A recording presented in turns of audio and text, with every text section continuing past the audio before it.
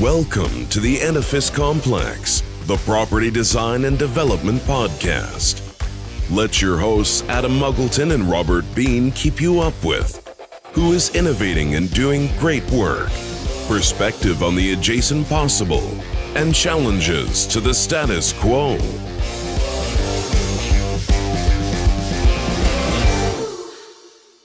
Welcome to the 101st episode of the Edifice Complex. We just finished our 100th, so our guest today is the first of the next 100. So this is a big deal. I'm Robert Bean, your co-host and unofficial mediator, here with my colleague and official agitator, friend, and Yoda of everything to do with buildings, Mr. Adam Muggleton. Say hello, Sir Yoda. Hello there. Okay, 100, 101. Wow. So that's a lot, actually. Never thought that would happen. So here you go. Exactly. The volunteer card held by today's guest started as soon as she graduated out of Iowa State University with a Bachelor of Mechanical Engineering.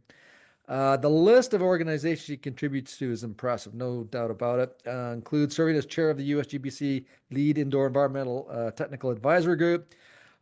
She's mentoring with the Society of American Military Engineers, student mentoring, as well as working with AIA, and a host of other social interest organizations. It is really an impressive list. Her career trajectory is also impressive. From working as an intern at Caterpillar, working on diesel engines. I always love that. Big company. And working with Morrissey Engineering, and today, of course, with BranchPattern, where she's a principal and practice lead focusing on human-centered design, which we absolutely love. Welcome to the show, Sarah Gudeman. Hey, thank you for having me. I'm really excited to be here. Yeah, your colleague and friend, Marcel Harmon, an alumni of the show, I think twice now. I think have we had him on twice, Adam? No, he was early. He was in the early days. I do know that.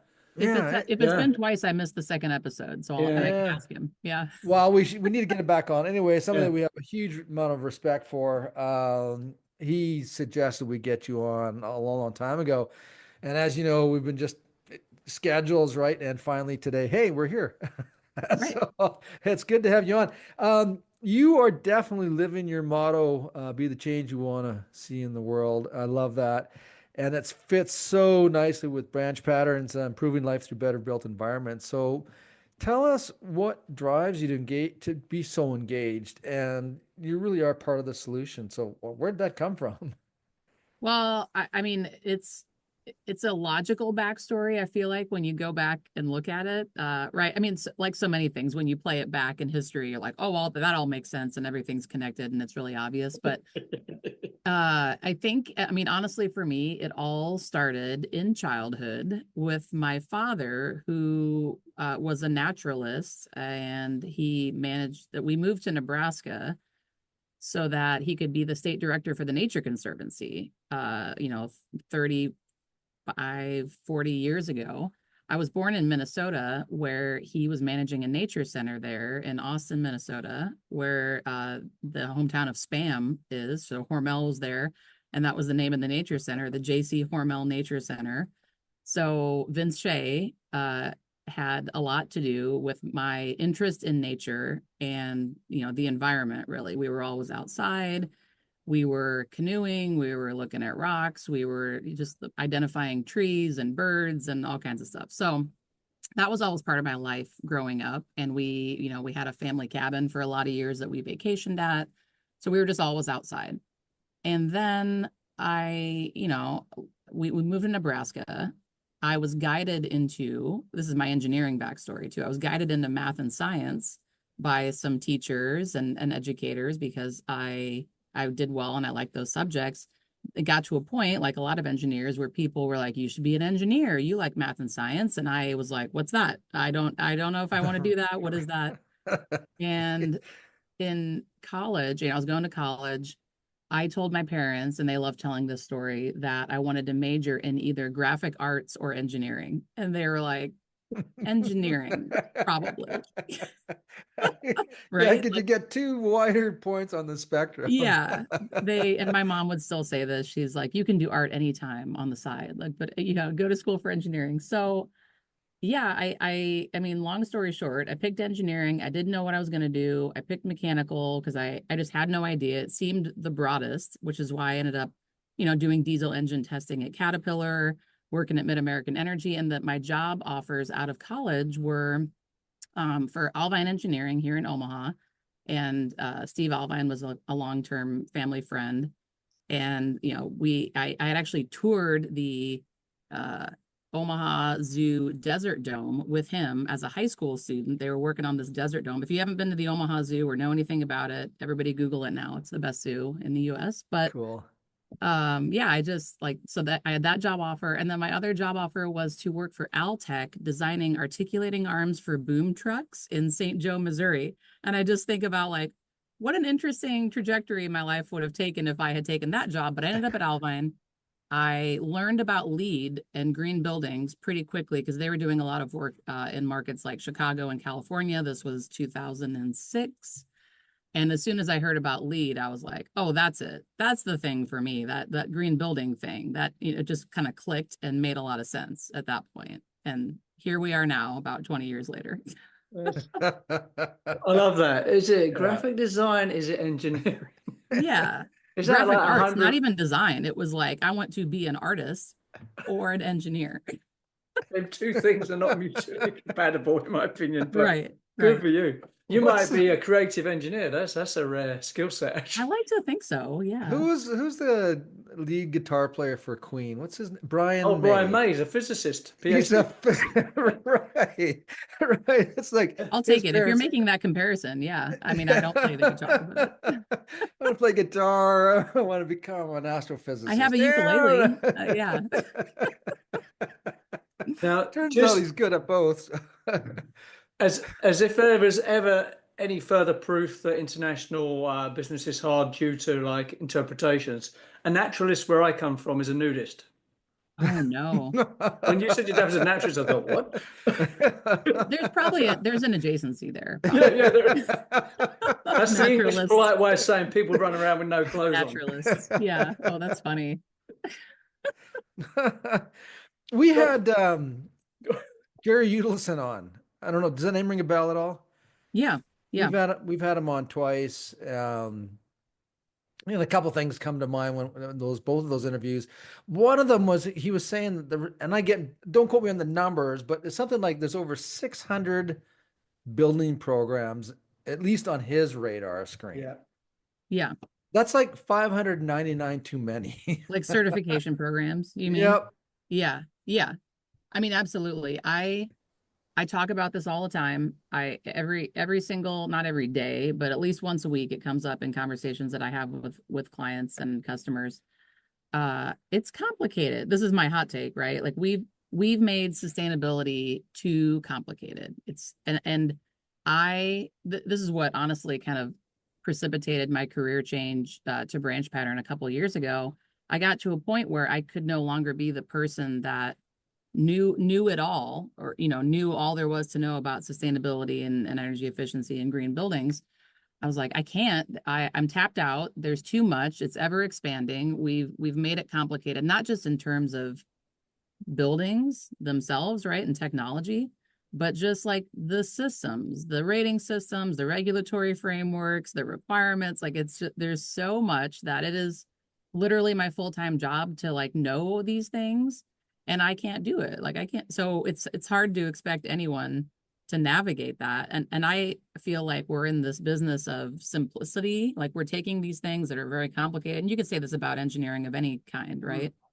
But we're trying to take very complicated things and make them simple. So I just have to remind people on the regular that we're talking about the same concepts, energy, water, materials. It's be less wasteful, make buildings better, think about people. Those are the things we're doing, but there's a lot going on right now. Just to trigger that whole thing a little bit more, I think the good analogy here is like losing weight and getting fit. You know what you got to do. You got to go to bed early, eat well, lift weights, right? Everyone knows what to do. No one wants to do it. Right. And it's the same with sustainability. You actually know what we got to do. No one wants to do it, in my opinion. It's more LARPing and cosplaying, actually, someone told me, which I thought was hilarious. Well, and then where do we get to the end of the words? Like, it started out green and then sustainable, and Yeah, and throw none, ESG in there, right? Yeah, Yeah. yes, yeah, just throwing it on, mix it up. I like listened to it. a podcast this weekend that was like all about the new acronyms and regulatory frameworks like CSRD, TCFD, SBTI, da da da da. And it's like, yeah, I kind of jumped on that because I was like, it's just too much. Like I get fatigued and Yeah. I'm excited about this stuff and I get fatigued about it. Well, I mean, it Hmm. just at some point it means nothing. There's just so much it means nothing. I think we're there, Robert, actually. I think, yeah, I agree. Yeah. Like you said, Sarah, you get fatigued, and at some point you just, I don't want to hear any more acronyms. I don't want to hear any more building programs. Like I am just done. Right. Hmm. I think at one time, this is several years ago now, and I was trying to get my head around all of this because I just kept seeing all these different programs come down. I said, you know, at some point we're going to get to the end of the alley, and the word is going to be earth stewardship. And then I thought, no, they'll find a way to screw that up too. Yeah. Yeah. I do feel like it's just like make good decisions, be responsible with your, if it's being responsible with the health of the people in the building or being responsible with the resources that we have at hand. Like I look at it as like an enhanced level of responsibility. And I do think like when I kind of get that fatigue feeling, I guess the optimist side of me kind of swings it back to the positive because I do feel good in the Mm. effort of taking the complicated stuff and sorting through it and making it simple for people. So people come to us and say, a great example is like, well, I have an existing building or a portfolio of existing buildings, and I need to get some kind of green building certification for my financing. Like, what do you got? And I like Right. sorting through that and like helping them Oh. prioritize. So that's you've hit the essential issue. Actually, one of the essential issues is like once you tie certification to green financing, it becomes a racket, Mm, right? I think there is a space in the market for what I call sustainable essentialism, where what is like the minimum you have to do to get the great result, the 80-20, right? The mhm. 20% of things I can do to get the 80%. I think there's a space for that discussion and there's a space for that service.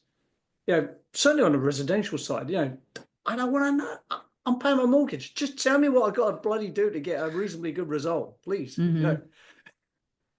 You can have Yeah. that I mean, trademark. I think Podcast. there's a responsibility associated with that too. So we're kind of talking about two different things, right? Yeah. There's like the mandatory side, if it's compliance or finance or whatever, is like pulling and pushing those levers. Yeah. But I do think, and it continues to bother me as, somebody that most of my career was focused more on the design side, and now I'm more on the consulting side, I would say. Yeah. But I think there's like a level of professional responsibility that architects and engineers are, I don't know if it's like willful ignorance or, Mm. but it's just like people are underinformed about, I think, really important things that we just don't talk about or cover. Like they're not part of base services, and we've pigeonholed ourselves into like, oh, well, that's some kind of specialty thing that you need to pay for.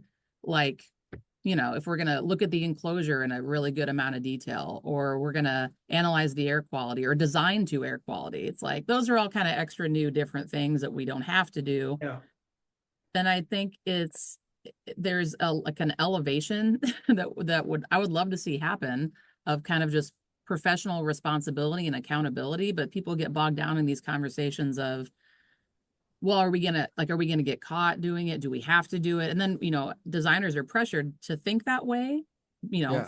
Yeah. so it's like this, I don't know, it's this double-edged sword. I remember when I was practicing, I retired in 2019, but I remember going into meetings and like design charrettes. Mhm. And so everybody would be there, like the architect, the client, and then all the other professionals were there, representatives from the city, blah, blah, blah.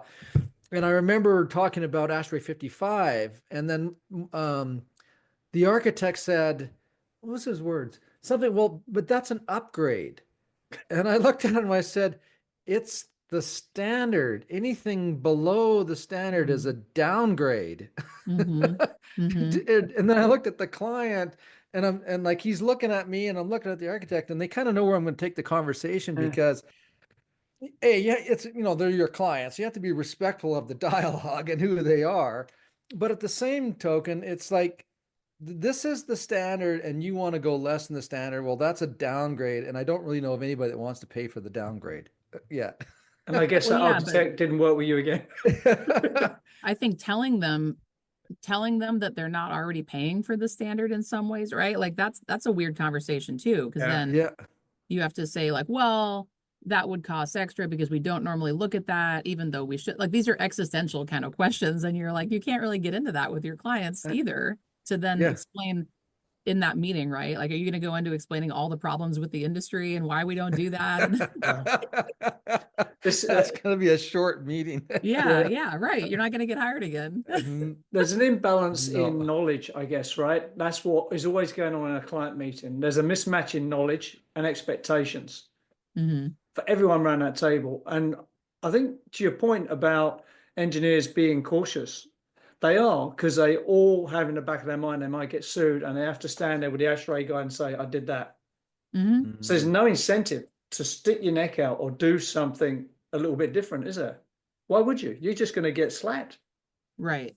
There's layers of complication to this. Yeah. And I think this, it's both like served me well in my career and been maybe a bit of a hindrance. Like I'm a person who is always asking why. Like I'm just a questioner by nature. And this is also, I think, what makes me a good engineer, and interested in like how things work. And I have like no limit to what I will deep dive into in a technical capacity if I'm interested in something.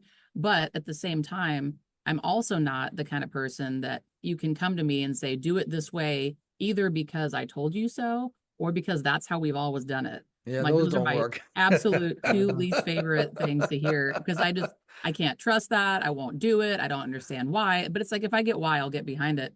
But I think like, why have we always done it this way? Why shouldn't we do it differently? Why couldn't this be better? Like if I see an opportunity for improvement, I want to do it. And a lot of that feeds into the things like kind of the culture that we have at BranchPattern. We have this dive process framework. We're doing discovery. We're iterating. We're validating. We're improving. So it's like it matches what we're trying to do is like match natural systems, right? Of like growth and decay, and we're evolving and constantly changing, and I get excited by all that. But it's like if there's not a reason behind it, and or if the reason is like, well, that's what we've always done, then it all falls apart to me. So as an optimist, looking say 5-10 years out, what's the optimistic view? Like where are we tracking towards? Who do you think? It's funny there. I mean, there's been some dialogue on like how do we maintain our optimism now recently in the circles I run in. And I had a conversation with a colleague years ago, maybe, I don't know, 10 plus years ago. And he said, well, that sustainability stuff's going to go away. Like that'll kind of flame out, right? Like it won't be popular anymore. And you're thinking, but that's my job. I know. Well, it's funny.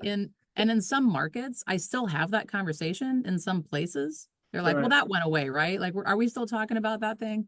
And it's funny because you take that to any sustainability consultant, and ultimately, and this is why I think we're so inclined to work together and collaborate in these peer networks and things, but we would say, oh, cool, I hope it does go away because everybody just starts doing it as part of basic practice. Like that's what we already talked about. That's the optimistic view on that. Yeah, that's my optimistic take. And I think we've seen, you guys, I mean, tell me what you think. I think we've seen some of that progression if you zoom out over like a broad enough time scale. Like, I think there are some things that 10, 20 years ago were like, we'd never do that, or that's so new and innovative and weird. So it's like we're slowly progressing in a positive direction. The thing I get worried about, right, is it's like, it's not fast enough. Like the progress, I also get frustrated by slow progress. Like once I decide that there's something that needs to happen, if it's something in my personal life, professional life, or whatever, I want to like do the thing, take the action, like move it forward right away. So when we see kind of these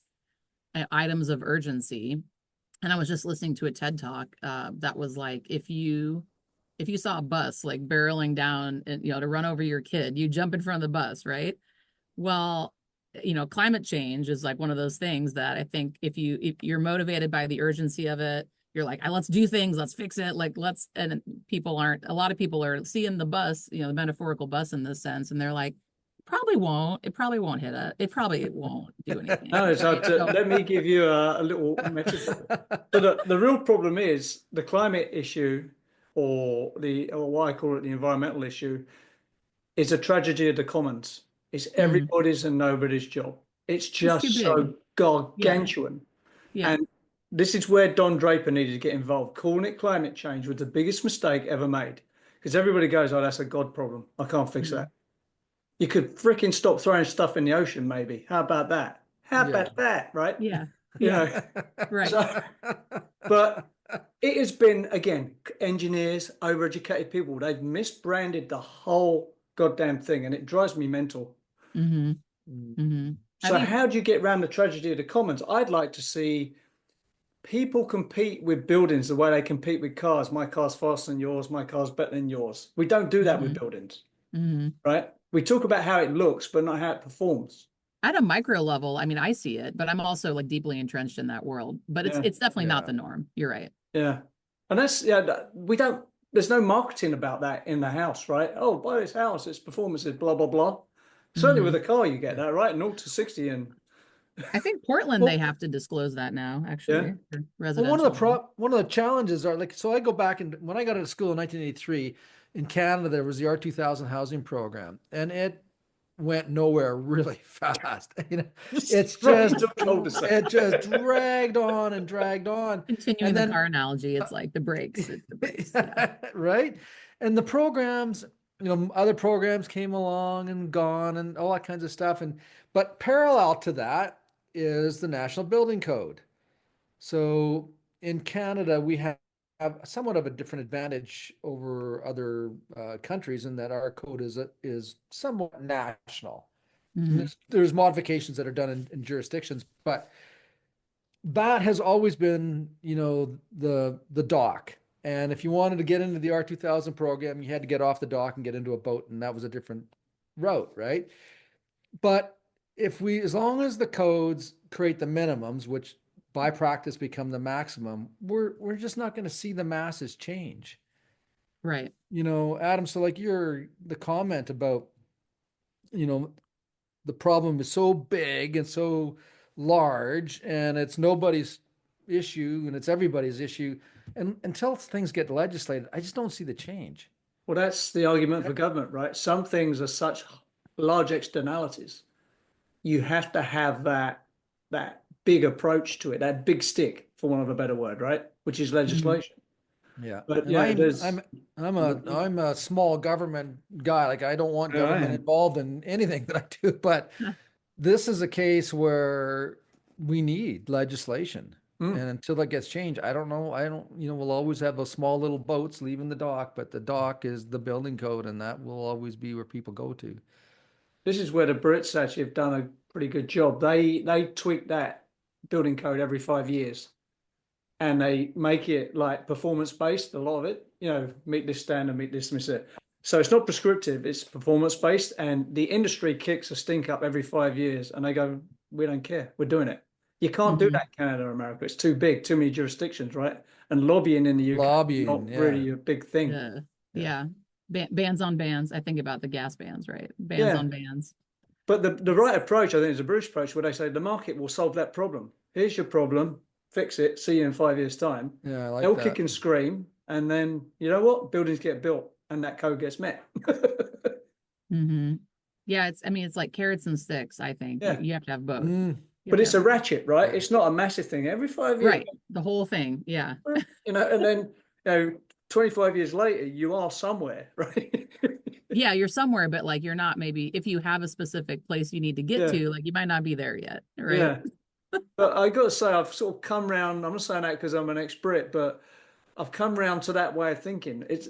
I'm a libertarian, man. I am the most anti-government guy you'll ever meet. But some things are so big, they have to be done that way.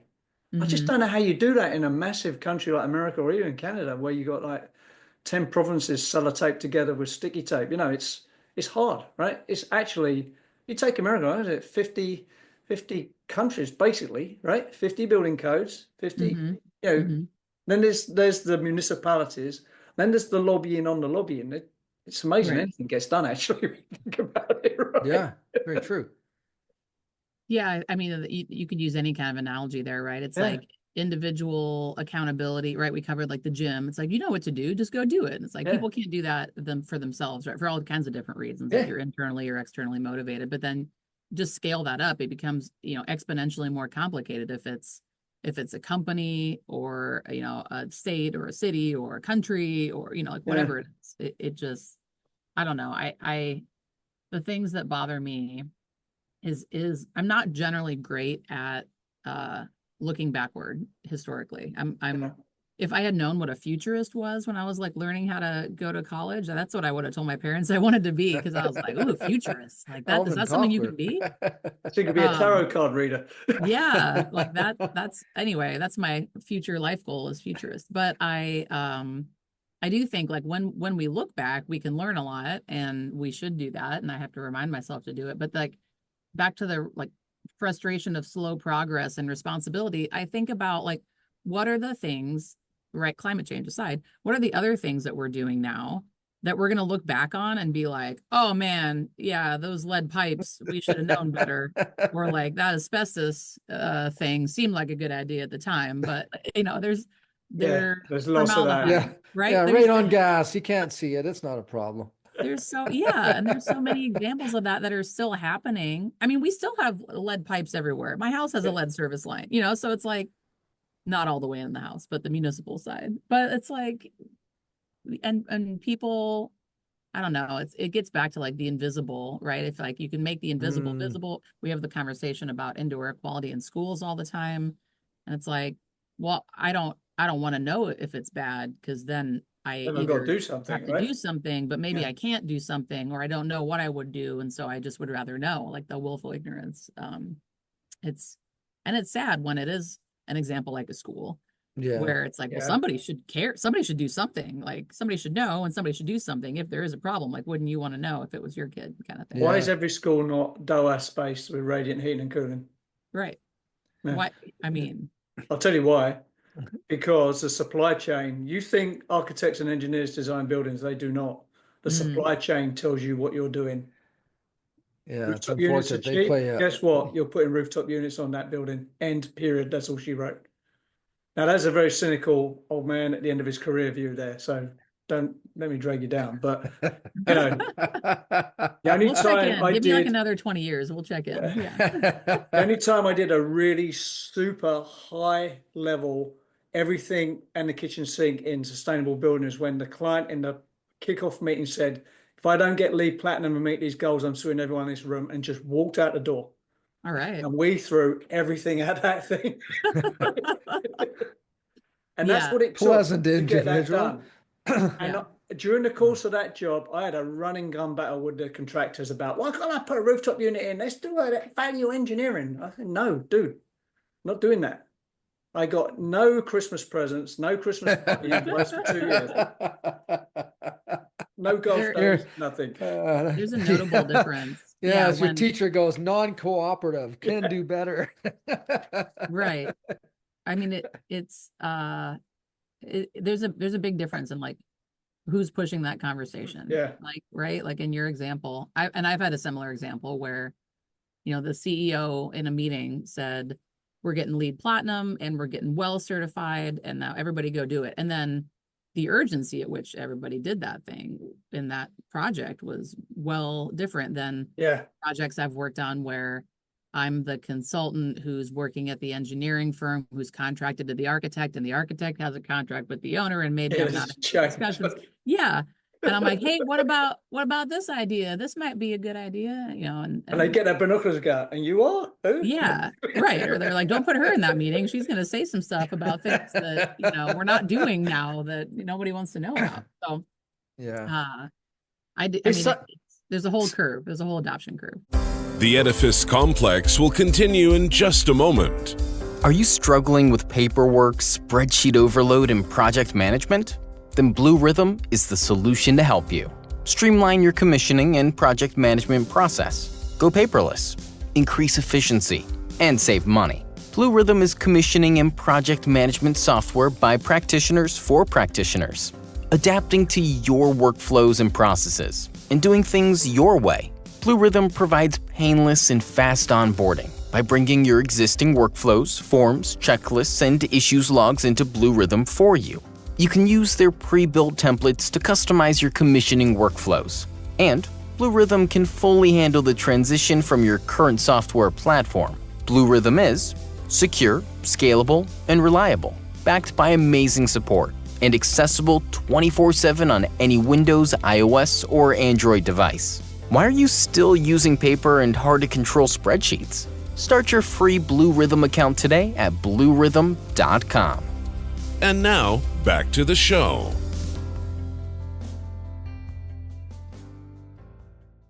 Just a sidebar, during COVID, BranchPattern like really jumped into the whole air quality and the modeling and stuff. What was that all about? Like, where'd that come from?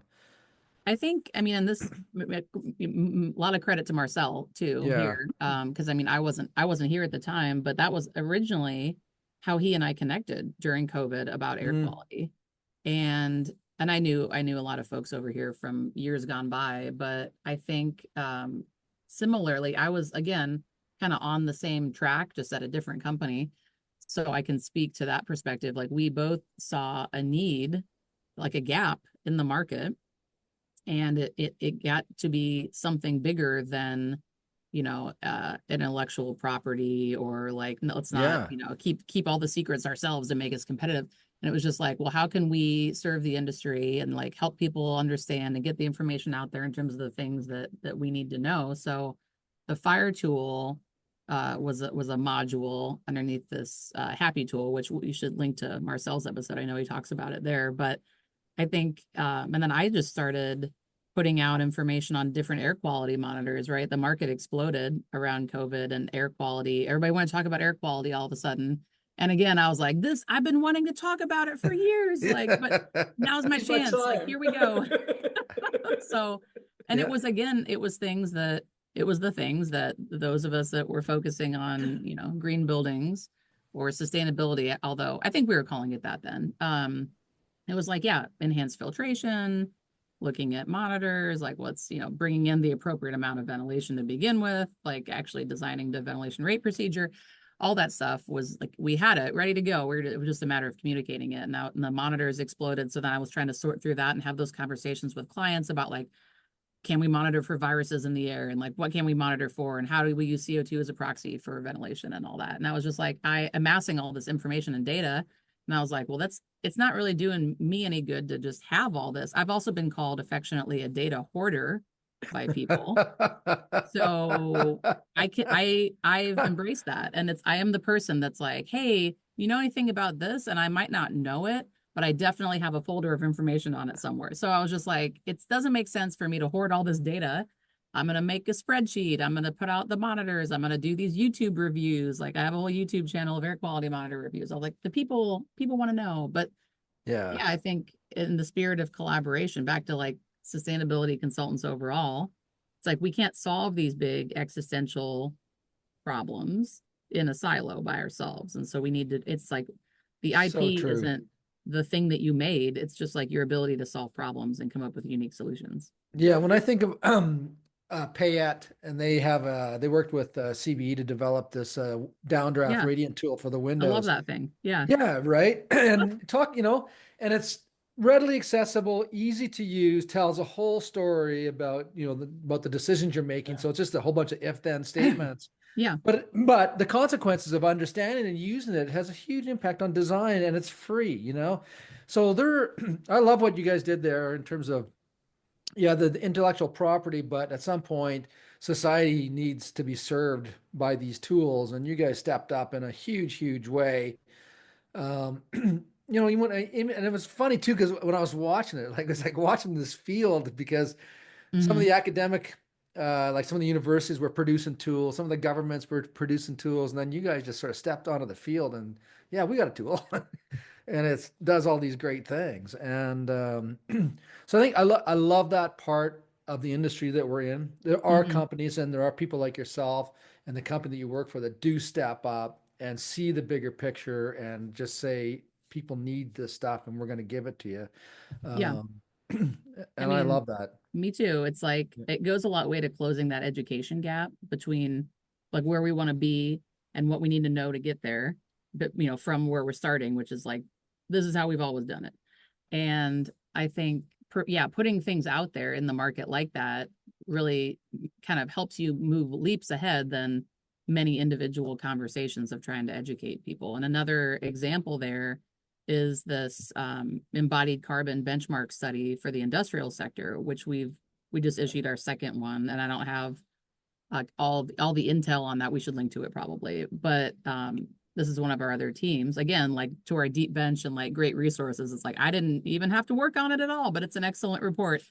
And it all started. I mean, the first iteration of this started years ago when we were just doing a lot of these kind of carbon accounting exercises for our clients. And we ended up with, hundreds of buildings worth of data. And we noticed there was a gap in the market for a baseline benchmark of like, well, what is the benchmark for embodied carbon in this kind of building? And that didn't really exist. We worked with CLF. And we're just putting it out there. And luckily we also, we have great clients and partners that want to be part of that journey and like share that information. And it makes us all better, I think, ultimately. Totally. There was a guy, Dr. Andrew Marsh, and I don't know if that name rings a bell with you too, but anyways, back in the day, like back in the 80s, maybe even sooner than that, he had a company called SQU1. Okay. And they were doing early stage computer programming and modeling. Well, Andrew was the founder of Ecotech, which Autodesk bought. Yeah. And so now Andrew lives on a private island somewhere. In a hollowed out volcano. But what I love about the guy is that hardly anybody, I mean, if you're in the Autodesk world, you know who he is, right? But most people don't know who he is. No. But you can go and you can search like andrewmarsh.com, and he's got all of these online apps. Like he does light simulation, solar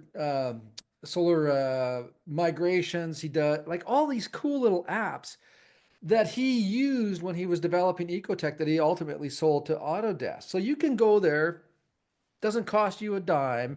You can build your shoebox geometry, put in the windows, rotate the building, tell which way the sun's come, what time of day, what part of the planet you're on, and it'll do a solar imprint on the floor.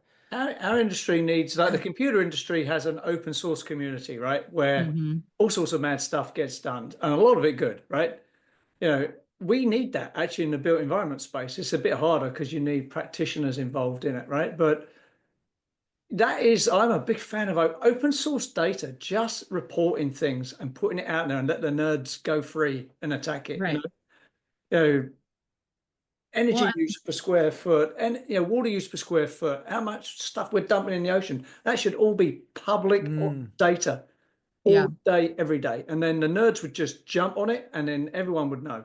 Well, people will talk about the things that is accessible to them. Yeah. They won't talk about the things that they can't access. And only the people that care will talk about it. Not everybody will. Yeah. Right.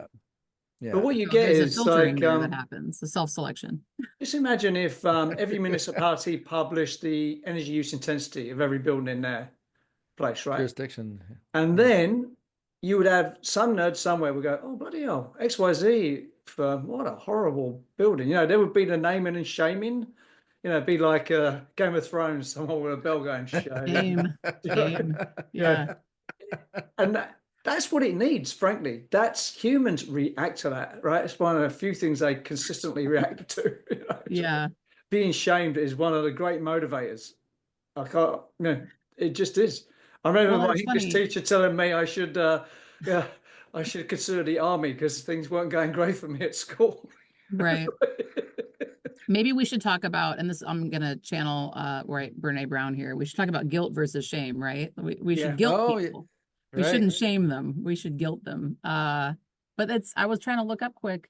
I don't know how many jurisdictions in the US now have like building performance standard compliance policies like BPS, BEPS, and I don't know even what's going on internationally with that topic, but it is something that is coming up a lot. People are talking about it. I mentioned portfolios. We have, clients that have portfolios of buildings. They want to know how do they comply with these standards in all these different jurisdictions, right? Like every different jurisdiction has different, I like to call them like blank by blank goals. We're going to have blank by blank. We're going to have incremental steps. We're going to do these things. And, you know, they're all, let's say they're all centered on EUI because a lot of, you know, most of the time they are. And that data is there, Adam, like to your point, I don't feel like I have seen the guilt factor applied to it yet, right? Like, but all that data, it's available a lot of places. Like, is there somebody in New York like publishing and give, you know, where's the like, I always thought it'd be fun to do like a lead police or something like that. There's like a EUI Batman, I don't know. I want to put a call out. What we want is anonymous anonymous, you know, the Guy Fawkes mask. Right. I want that person for energy use intensity, and I want them to name and shame and be anonymous and have everyone scared of them. Maybe I'll just post on Reddit later. Like Reddit, this feels like a thing Reddit could get into. Yeah, actually, Reddit would be great for this. Actually, get the mask on. So right. If you guys see this post later, it wasn't me. Yeah, it wasn't me. I'm always fascinated by the differences in jurisdictions. I've worked in 21 countries. That's not a flex. That's just me not being able to say no. I'm a pleaser. But I'm fascinated by the cultural differences between places. So one thing that's getting a bit of traction, certainly in the UK and Europe to a degree, is materials passports. Is that something, I mean, BranchPattern is a firm I consider to be at the cerebral end of the business, right? Is that something you guys are looking at?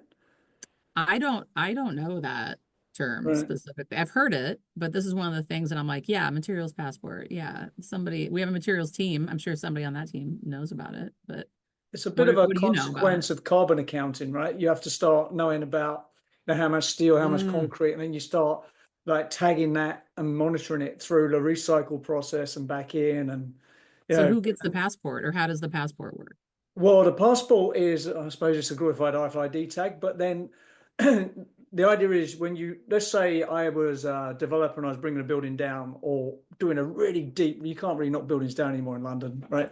So you got to bring it back to them as far as you can without taking too much off, but you can still change it completely, right? If you go onto BritishLand.com's website, they have a whole thing about the materials passports. And the idea is you have to evidence that I recycled this, and then if I bring in a new material, there's a tagger, an ID attached to it. Even if it's like a big generator, here's this big generator, boom, this is its ID, its unique identifier. And you have to track what happens to that during its whole life cycle. So the idea is, the idea is to incentivize recycling and not throwing stuff away. But it's like the thing. It's like the generator, right? It's not like the components. Well, this is the thing, right? So yeah, I'm a big systems thinker, and systems is all about where you draw the boundary, right? Yeah. So building is a system of systems, as far as I'm concerned. Oh yeah, infinitely. Like it goes there's that you can take that, and this is the thing with sustainability. It's all about where you draw that boundary, about how you talk about it, right? Yeah. But it's gaining traction, and it's really, in my analysis, an offshoot of carbon accounting, which is where that part of the world has gone, right? It's not something, carbon accounting doesn't seem to have any traction in North America so far. Is that a fair statement?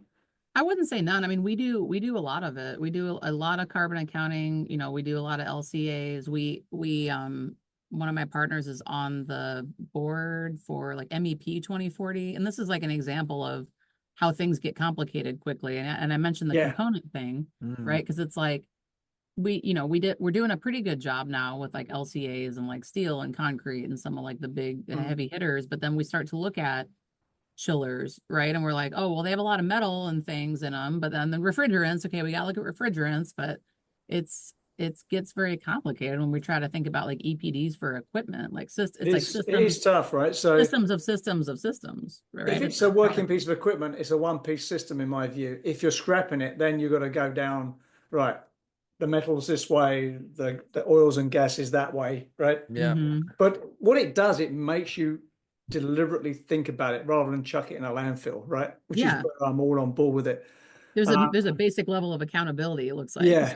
Like right? What did you do? It's like, where did you bury the body? Frank? Yeah. You know?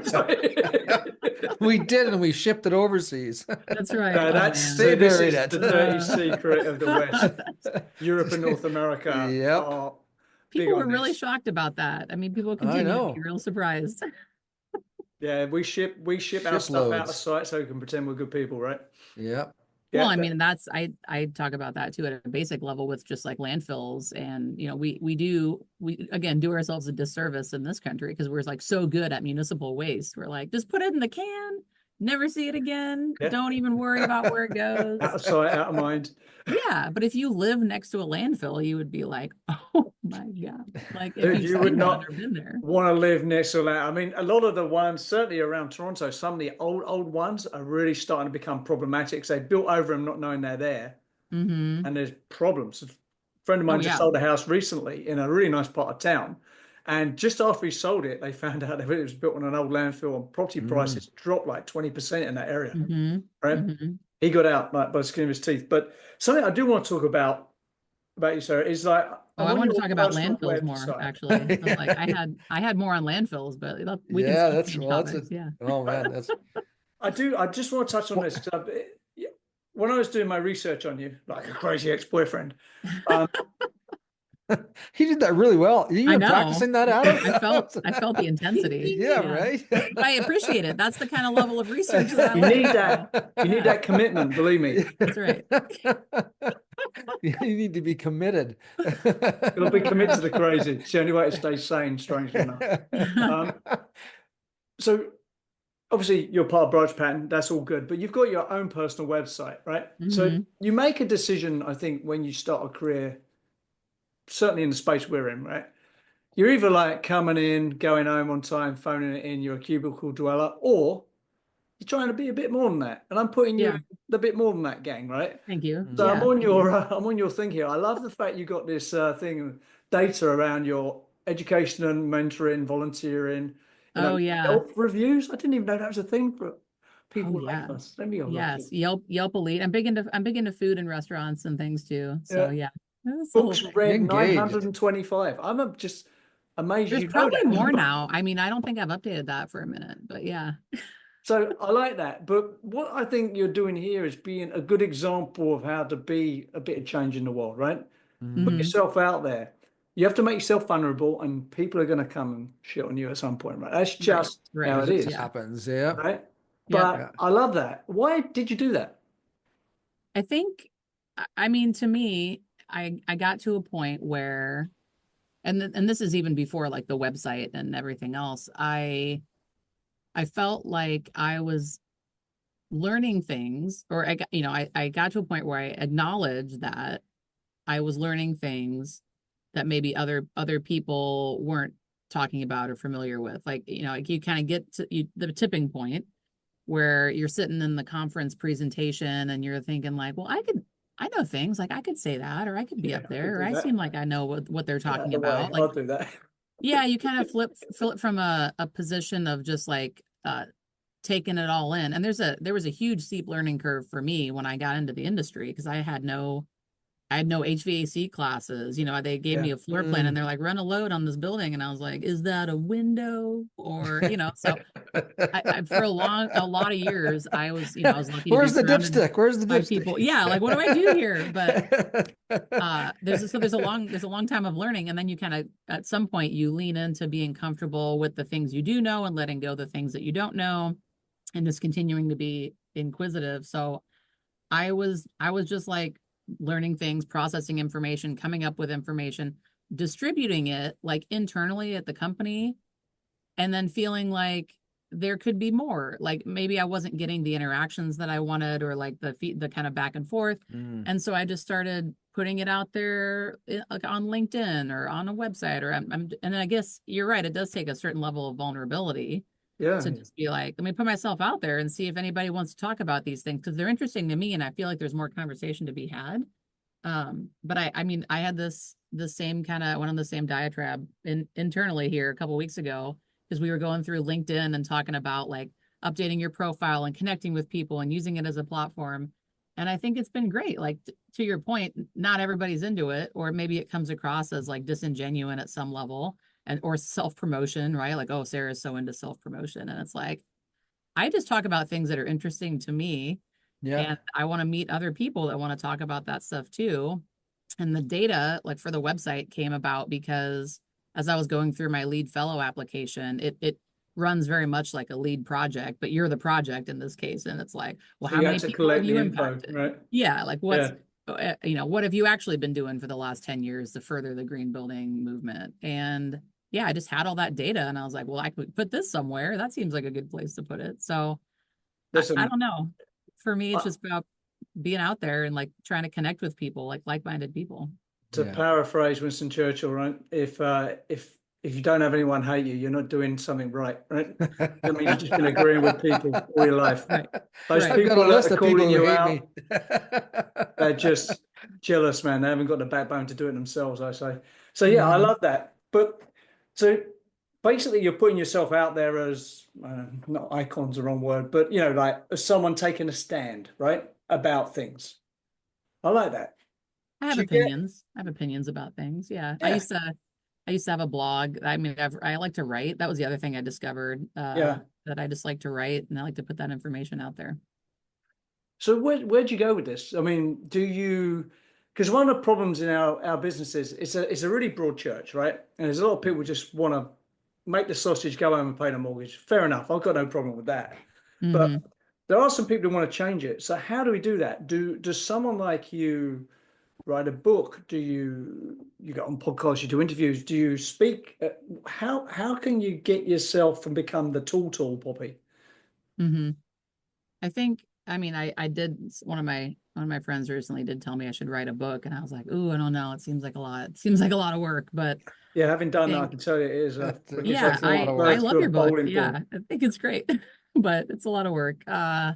So I don't know. For me, it's just like, it has to still be things I'm interested in, like engaging in conversations with people that I think we can all kind of challenge each other and elevate the industry overall, whether it's like speaking at a conference. I'm really excited. We're gonna at the ASHRAE. I don't know what AIVC is. I don't really know what that acronym is. The AIVC. IEQ conference that's coming Yeah. up. Oh, right. In Montreal? Yeah, in Montreal. Oh, okay. So We have a- Marcel actually has two papers that were accepted, and one of them I am on with him and Stephanie Taylor and Sarah Haynes from Oh, right on. University of Toronto, and we're going to write about building microbiome and connecting indoor environmental quality to Oh, like what do we cool. know about the chemistry of the things that are happening in the indoor environment. So That's pretty I'm heavy really company leaning you're into keeping that, there. the IEQ. Yeah. What Yeah. was that? Mm. Sorry. That's heavy duty company you're keeping there. I like that. Yeah, yeah. I Yeah. like to just surround myself, with people. What do they say? You're like the average of the top 5 people you spend the most Yeah, time with. that's so right? Oh, I true. like that. Yeah. Yeah. I Just think want to be around those people. you've got a couple of strategies to do what we're talking about here. One is you can like mix with the heavy hitters like you're doing now, and they help you, and you learn from them, they learn from you, and you publish stuff. And I like that. Hmm. The downside to that is you're sort of publishing to the choir a lot of the time, Right, right?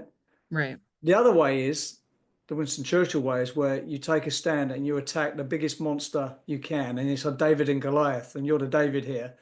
Because you're fighting anyway, you get noticed, Hmm. right? Hmm. But then you've got to Right. attack people, and if you work for a proper corporation, that becomes a problem, I guess. Right? That's why you need to do the Guy Fawkes thing. That's why we're gonna, it's Yeah, incognito. You can Yeah. yeah. work on that behind the scenes. But I I know. think But what's interesting though, because Adam, you bring up a good point, but when you think about like the names that you listed there, those are like-minded people. mm, Hmm. And I would have to say, and I've noticed in probably the last 15 years, sort of a conglomeration of like-minded people of that mindset mm, coming together and driving the agenda. And I think like Montreal is a great example because that's an IEQ conference, and that's going to coincide with Bill McQuaid, the incoming ASHRAE president, and his message Hmm. about IEQ. And so we're going to see in 2025, 2026, an entire year of messaging around indoor environmental quality.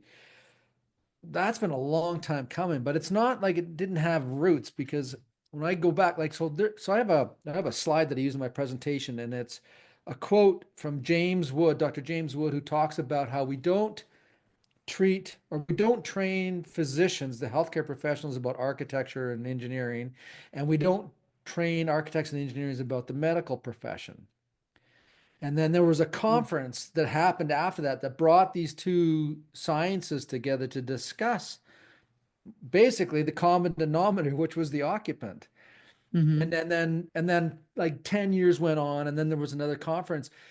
And it's like it's starting to become exponential. It's very slow in the beginning. Someone makes a comment, right? And then Yeah. people get together and they have a conference and the papers are written. And then, yeah, this is a good thing. We should do this again. Well, do this again doesn't happen next year. It happens like 5 years or 10 years. Right. But they're getting closer and closer together, and we're seeing more and more. And so I think that I'll probably be dead by the time it becomes Sarah, you'll be like riding the surf. I'll You'll be, remember you. Yeah. yeah, exactly. Remember us dead people.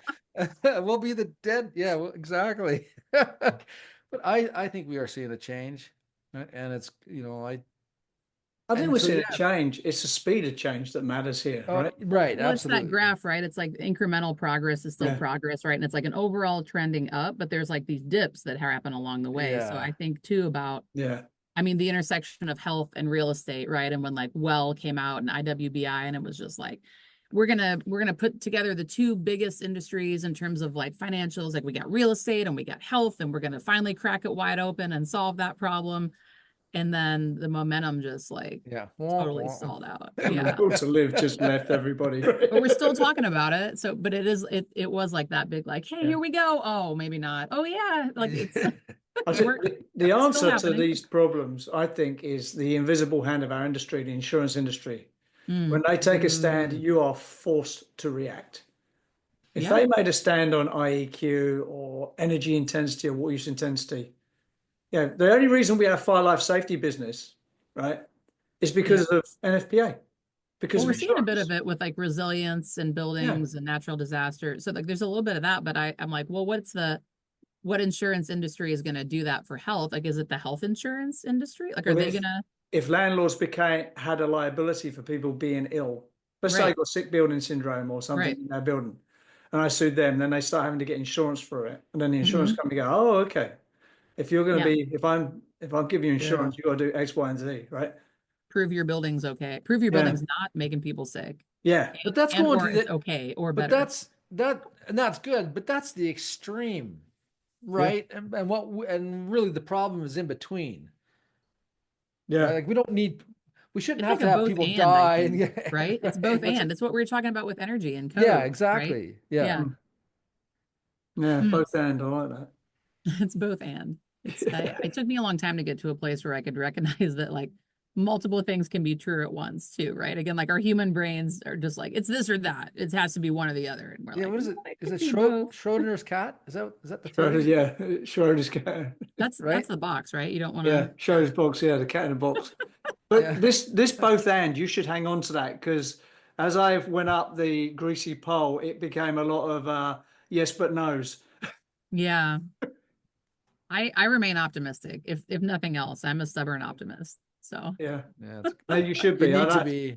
Yeah. Yeah, there's too much cynicism, says the cynic old man. But yeah, it needs people like yourself to keep this attitude as you go through your career, right?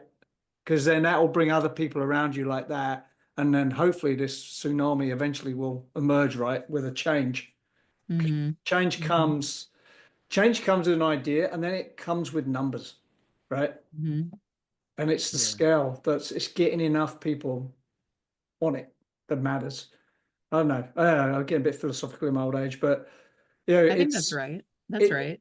Yeah. It matters.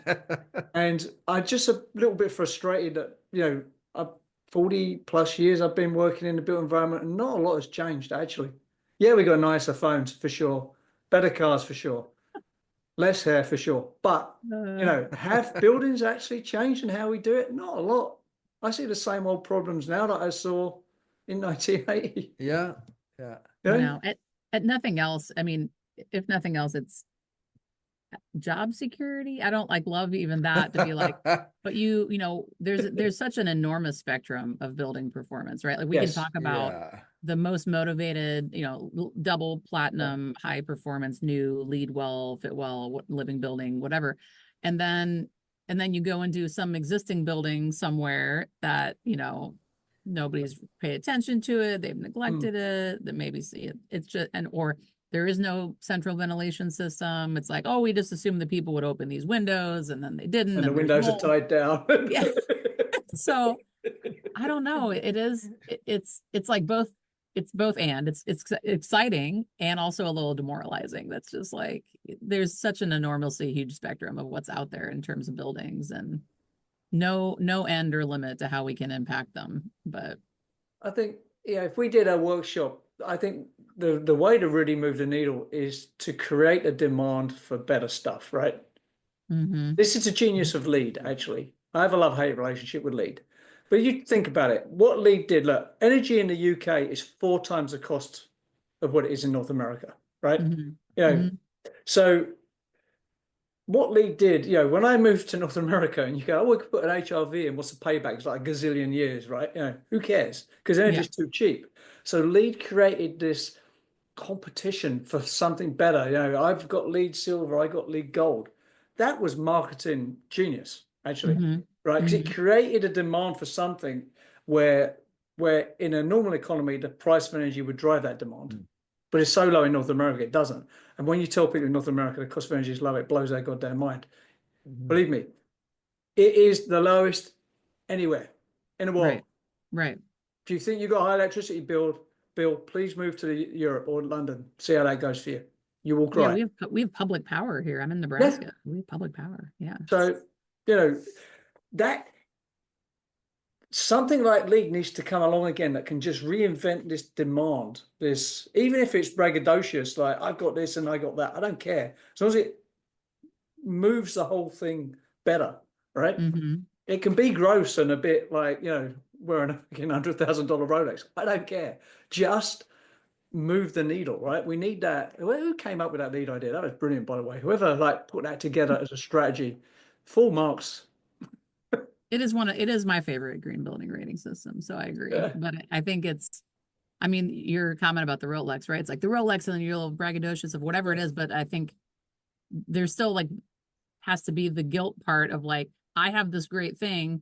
And then somebody's going to be like, I also want that great thing. But then somebody else who's like not even paying attention to what's going on over there, like they need to know that their thing is also not good. Like, hey, you know, it's just the people that need to hear the messaging are not usually the ones that are listening. So I don't know how you talk to the people that aren't listening. Somewhere there's a statistic that says that I think it's like over 60 or 70% of the buildings in North America are under 25,000 square feet. That's a lot. You know, that is the like the inventory of buildings, and those buildings typically don't attract the building programs. I mean, many of them don't even need professionals on the design team. You know, and also, if you're going to put heat pumps in them buildings, retro, then the envelopes aren't going to be good enough to be able to deal with it. Right. Yeah. Like, what do we do? What do we do with these buildings? And that's where I think a lot of people throw up their hands. They're just like, it's so complicated. I don't know. Knock them down. Yeah. I actually think that heat pumps is a psyop to make buildings, to knock buildings down. It's like the heat pump industry. Like it's it's a psyop to get rid of old buildings. Oh my God. Who's like, now I'm deep diving this now. I'm like, who's their partner? Like, let's play this out. Like the heat pump industry is working with who to knock down buildings? Yeah. Because then they'll knock the buildings down. Then it'll be, you got to build new buildings without heat pumps. Now you need heat pumps. Oh, okay. Got it. Okay. Put in all the heat pumps. It's a cult. Heat pumps is a cult. But we were talking today about data centers here. That's another. Right. Like let's talk about data centers now. But it's just like, why aren't the question that prompted this data center discussion was like, why aren't they all being built in cold climates? Right. Like what for economizing and things like that. Why aren't they all being built there? Like why, you know, but there's all these other factors on like why they get built, where they get built, and the cost of power is certainly one of them, and like reliability and like skilled trades and all that too. But I am curious about the why of these things. And I think about it this way as well. Now I worked on my first data center in 1990, right? Things have changed. Today, with Starlink or companies like Starlink, you could literally put that data center in the Arctic Circle, get free cooling, right? Stick the data up and down, right?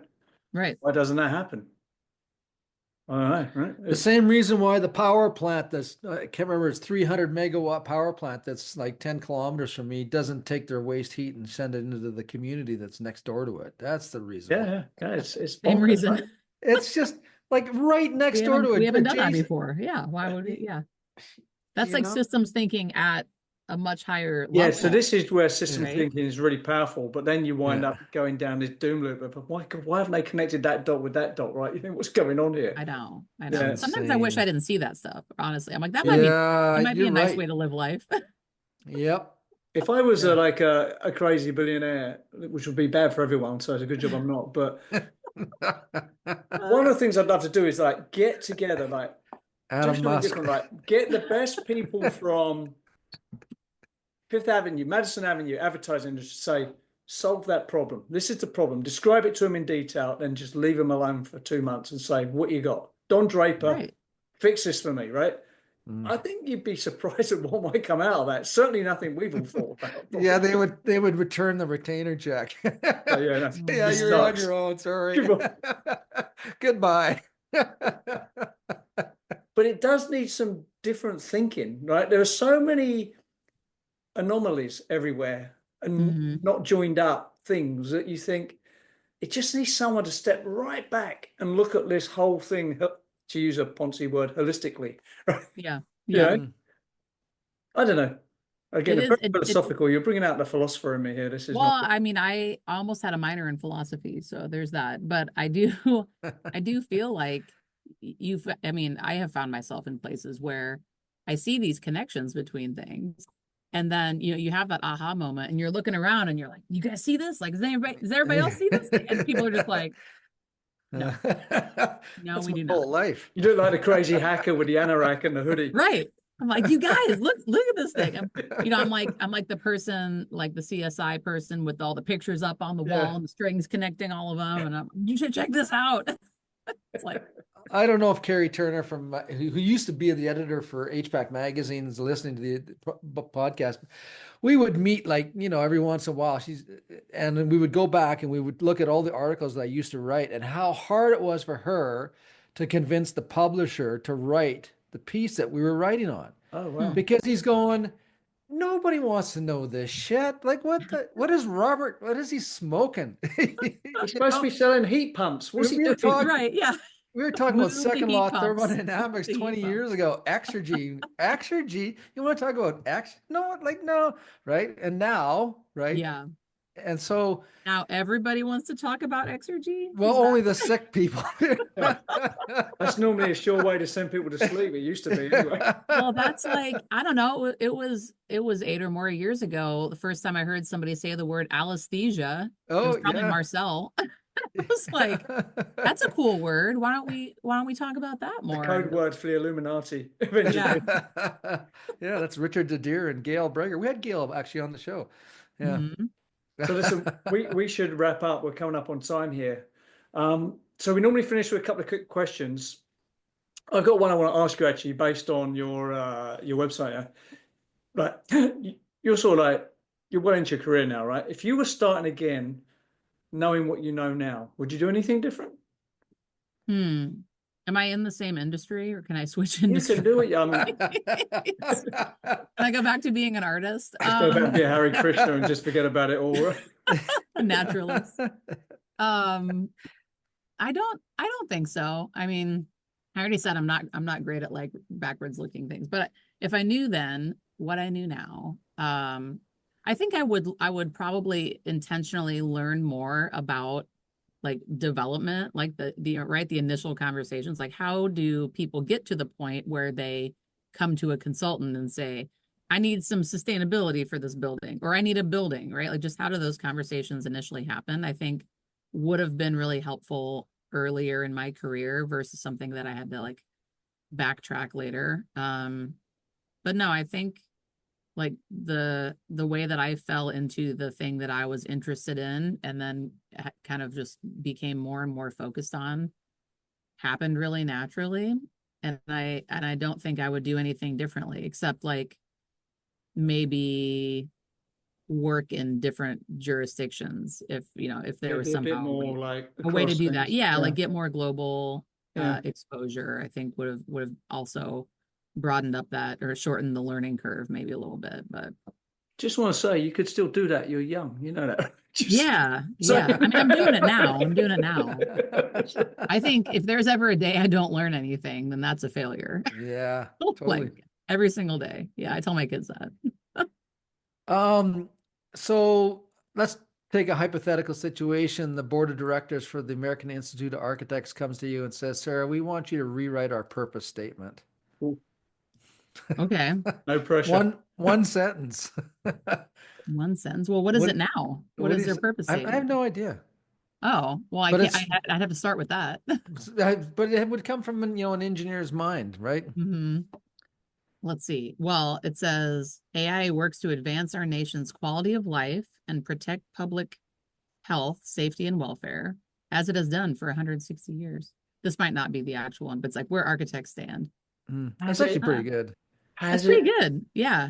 I don't dislike it, but it's interesting. It's focused on the public's health, safety, and welfare, right? It's like we're not serving the financial bottom line. Like that's not in here. Yeah. So But yet when you think about their clients and the buildings that they design, like there's a disconnect there. Just like just like the same challenges that they would have if they're flying the sustainability flag, but a client comes in and says, we want to build this 30-story all glass building, yeah.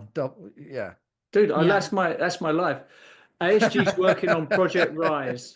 Project Rise is a 2-kilometer tower in Saudi Arabia. Norman Foster's on it. Right. So is that sustainable? Not even remotely. But it will be LEED platinum, I can promise you. I think it's interesting too. This kind of gets back to the professional accountability thing earlier. Yeah. Right. And it's so individual, right? It's like individually driven and motivated. And like, how do you feel internally about these things and decisions? And how do you justify it to yourself if it is or isn't okay? And like, what do you push back on and challenge? And it made me think of like the oath of the order of the engineer, right? And it's like, you read this too, and it's like conscious always that my skill carries with it the obligation to serve humanity by making the best use of Earth's precious wealth. That's not bad, actually. Right. And it's like if you're like really can tell yourself that you're doing that with that decision to build the all glass building, like you're gonna need to explain it to me because I don't. Yeah, totally. But that is the cognitive dissonance? Cognitive dissonance, exactly. That runs rampant, in lots of professions, not the architectural engineering community, but I mean, look at COVID, right? And holy cow, the whole micro industry that, talk about we need a built environment Hippocratic oath, like a do no harm type situation, right? Right. Or do little harm, maybe. Do more good, do less bad, do more good, right? But that's the other gripe that we talk about. We're like, we can't just do less bad. We need to like do more good. We can't just be like not as shitty. Do not suck. Yeah. And the cognitive dissonance is totally real. I just read a whole book that was called Mistakes Were Made, but Not by Me. Right? It's like some other people, like there's definitely mistakes. Some people made some mistakes, but it was not me. But how do these people that have their PhDs, incredibly intelligent people, can stand behind statements like, if you stay 3 feet apart, or the virus, has how many minutes was it? I can't remember. But I just remember thinking to myself, right? How does it has no. Well, it doesn't have a GPS. It doesn't have a measuring stick. So it doesn't have tell time. So how does it know that, right? And then I'm staring out my window, right, and I'm watching Poland float through the air, right? And I'm thinking, like, where do these people get their degrees? Like, Mother Nature has so much to explain. Well, Sarah, as a naturalist, you see particles move, right? Particles move. Yeah. And so then I'm thinking to myself, okay, well, in the world of HVAC, we know like air coming out of a diffuser, whatever it's traveling at, 5 feet per minute or 20 feet per minute, depending on the system. Well, hang on a second. If it's traveling 20 feet per minute, it's going to travel like 10 feet, way beyond 3 feet, and like in seconds. So like, how do they come up with these statements? It's just the whole thing was a mind boggle to me. This is another one of those moments of just like, is everybody seeing this thing that I'm seeing or not? Where like, yeah, I mean, air circulation, ventilation in buildings, right? It's like we need ventilation, people rebreathe the air. And in the winter, like, every year, we're all inside all winter long. Oh, everybody's getting sick all at the same time. Like, and nobody, it's like, that doesn't just set off like a little like, oh, wait, perhaps we should look at the air. Like every year, though, every year, it's like, oh, everybody's sick again. I don't know. It's just seasonal. Can't be the fact that we're all just inside this building breathing all the same air over and over again. But yeah. Can't be that. Like, who would ever think of something like that? Yeah. It's weird. Anyway, Sarah, thank you so much for coming on. I think you're quite an inspiring person, actually. And, you know, I'm sure you know this, but I'm sure there's a lot of younger people looking up to you. Well, thanks. That means a lot coming from you too, because I feel like you've been an inspiration to me these years since I discovered your podcast. Honestly, it was the first podcast I think I ever heard focused on, you know, the industry and just like saying the things that people weren't saying. You know, I was like, these exactly. guys, That's like, the they're point. willing to talk about the stuff. Like it was born out of anger and rage. This is what you know. and beer. Don't forget the beer. And Adam. beer. Don't forget. I appreciate you two very much. So thank you. So thanks for coming Sarah. on, and wish you all the best going forward. Thanks very much. Thanks. The Edifice Complex will continue in just a moment. Are you passionate about the built environment? Do you want to learn from the industry's most inspiring, intelligent, and accomplished professionals? Then the companion to this podcast, Wisdom of the Property Crowd, is just the book for you. From Edifice Complex podcast interviews, this book distills the critical thinking, insight, and ideas of some of the property industry's most accomplished and respected practitioners. Each chapter is a synopsis of an hour-plus interview, capturing the takeaways and insights, including diagrams and images, to help explain concepts and ideas. There's also a brief bio about the interviewee and a QR code linked to the podcast episode for those that want to explore further. These are the mentors you wish you had in college. Wisdom of the Property Crowd by Adam Muggleton. Available on Amazon worldwide. And now, back to the show. When I'm listening to Sarah talk, you know, like those movies where like there's somebody like a spy, he's in front of the big huge screen and he's moving stuff around, bringing this screen over here. I think if I was inside Sarah's brain, that's what I would be seeing is all these, you know, trying to put everything, the pictures together, connect all of the dots and then talking about it. And that's a huge skill.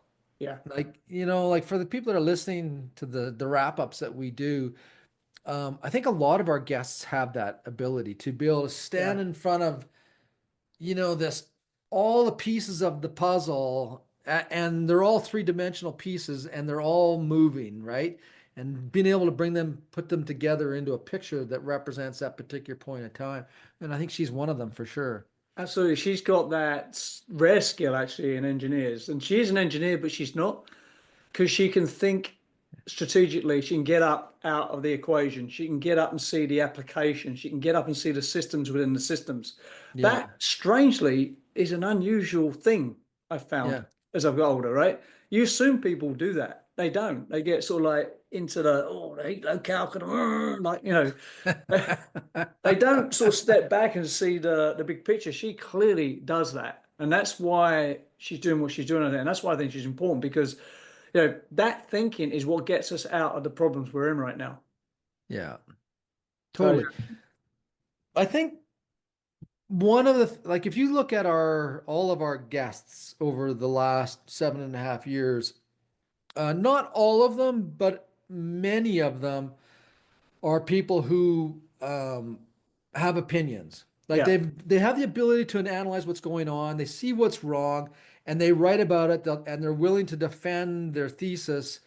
And you know, Sarah fits right into the camp. I mean, she's on social media. She's got her own website. She's willing to put her observations and her, you know, where she's going with them and the conclusions out for people to read. And then, of course, what people do is then they judge, right? Yeah. And to be able to take the heat is the reason why we talk to the people that we do talk to, and the people that we don't talk to who maybe have equally good information, but they're not willing to put it on the line. And I think that's the difference between those who are willing to take the risks, put it out there for people to challenge, and those that just, they're like, if you're a people pleaser, you can't do this, right? You've got to do it. I like that. She's not a people pleaser. She's got something to say. She's a little bit angry about, what's going on, which is good. That's what you need. You don't need to be completely rage-filled. Just a little bit upset with the status quo. That's enough to get change going. I really like that. I think she's a really good example for any young people coming in to like how to conduct yourself, how to find your place. And I always say this to my daughter when she's looking for a job, getting a good job is one thing, but you need to get a job and find your people, find your tribe, find your community, right? Where you can get in and thrive and have people around you who can like lift you up a bit. That is a big factor. Just getting a job and grinding it out is one thing, but finding your home where you can really thrive, that is the next level stuff. And if you're lucky, you get that, right? But it is a lot of luck in that, unfortunately. Yeah. You said something about just like having a bit of an edge, having a little bit about anger and stuff. Those people that aren't putting themselves out there. Well, I'm going to be careful here because I don't want to generalize. But people give up. Like they're tired of fighting the status quo, and they're tired of complaining, and they're tired of being angry because they can't make change. But the thing is that, as you and I both know, everything in this world is on a continuum. Yep. And if you give up, then you are just part of the continuum. You're going to travel at the same pace that it does. The people that still say this is wrong, this needs to change, they might travel at the same rate, but they are the ones that are contributing to the direction of the continuum. Yes, absolutely. And it's not, you have to look at things not in terms of hours or days or months, but it is literally years and decades of persistence, and you have to have the ability to just put it into low gear, head down, and just grind. Just grind it out. That's the difference between strategy and tactics, and she's a good example of that. Yep. Yeah, I love having people like Sarah on because it's all well being like the old person who's the example, but everyone looks and go, "Oh, your career's over," But when you've got someone who's in the thick of it and got miles in front of them, that's a different beast, right? That's a better example, I think. Yeah. So we should probably end there. That's a mic drop, I think. Yep. Yeah. So listen, I'll see you on the next one, man. Good one. Oh, all right. Cheers, man. Take care. See ya. Bye. You've been listening to the Edifice Complex podcast with Adam Muggleton and Robert Bean. To access show notes for this episode, visit edificecomplexpodcast.com. If you have enjoyed this podcast, please leave us a review on iTunes. See you next time.